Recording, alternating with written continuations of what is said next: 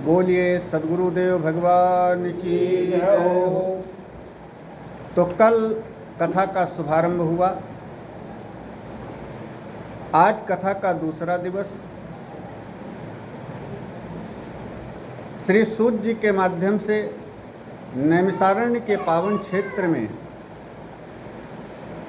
जो सनत कुमार जी के द्वारा नारद जी को कथा सुनाई गई, हरिद्वार में गंगा जी के किनारे ज्ञान भक्ति वैराग्य के निमित्त उसका वर्णन सुना,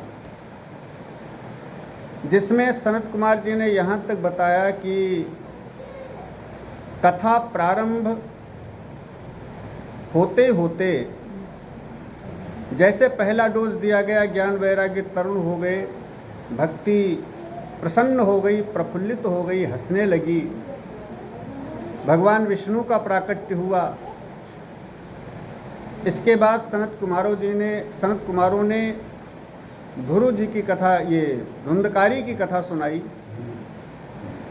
गोकर्ण के माध्यम से धुंधकारी ने प्रेत की योनि में प्राप्त शरीर के द्वारा श्रीमद् भागवत की कथा का सेवन किया, जिसके परिणाम स्वरूप दिव्य स्वरूप प्राप्त हुआ और दिव्य स्वरूप प्राप्त करके वैकुंठ प्रस्थान कर गया। इसीलिए भागवत को कहा गया है प्रेत पीड़ा निवारिणी।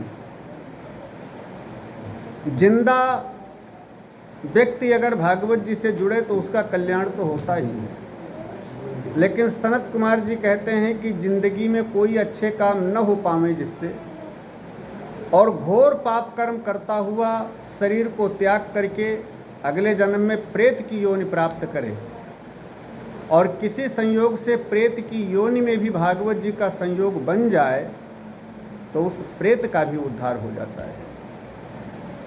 ऐसी सब प्रकार से कल्याण करने वाली श्रीमद् भागवत की कथा। श्री सूत जी कहते हैं, ऋषियों, भागवत की कथा का विशेष फल ये है कि परमात्मा से संबंध जोड़ती है। कई जन्मों से भटका हुआ जीव परमात्मा के संसर्ग में जा करके परम कल्याण को प्राप्त करता है। भागवत जी के माध्यम से परमात्मा का सानिध्य प्राप्त होता है। और व्यास जी का भी भागवत जी लिखने का यही उद्देश्य है कि तस्मात् केनाप्युपायेन मनः कृष्ण निवेशे। जन्म जन्मांतर से भटका हुआ ये जीव किसी प्रकार से राम कृष्ण के चरणों से जुड़ जाए, यही भागवत जी का उद्देश्य। फिर भागवत कथा सुनने के नियम कुछ बताए। महात्म के 6वें अध्याय में, एक अध्याय में भागवत जी की कथा सुनने का महात्म बताया कि कथा सुनने का तरीका क्या है। कहते हैं किसी विद्वान ब्राह्मण को बुला करके अच्छे मुहूर्त में कथा का शुभारंभ करें, भाई बंधुओं को बुला करके एकत्र करके और फिर श्रीमद् भागवत की कथा भाव से सुने।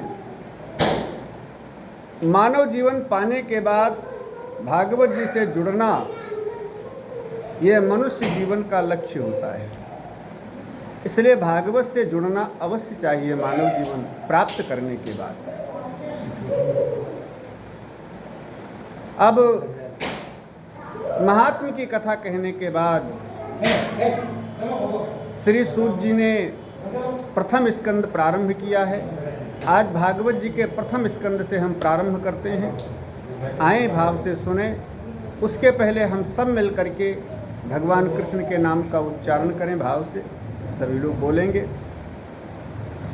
श्री कृष्ण गोविंद हरे मुरारे, हे नाथ नारायण वासुदेवा। श्री कृष्ण गोविंद हरे मुरारे। जब मना कह रहे हैं तो काहे तुम नहीं मान रहे हो? सब बेकार को बेकार कर रहे हो, रस्म हैं, फायदा क्या है? जब नहीं